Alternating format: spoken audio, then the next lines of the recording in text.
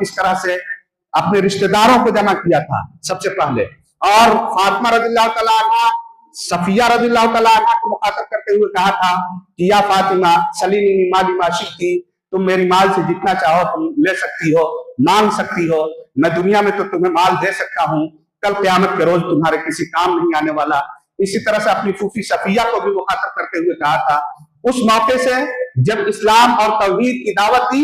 तो अबू लहब खड़ा हो गया था और कहा था कि तब्बल साइरल यौम अलिहाजा जमाअतना, कि तुम्हारे दोनों हाथ मोहम्मद टूट जाएं, इसी काम के लिए तुमने जमा किया था, यही बात बताने के लिए जमा किया था। तो अल्लाह रब्बुल इज्जत ने सातवें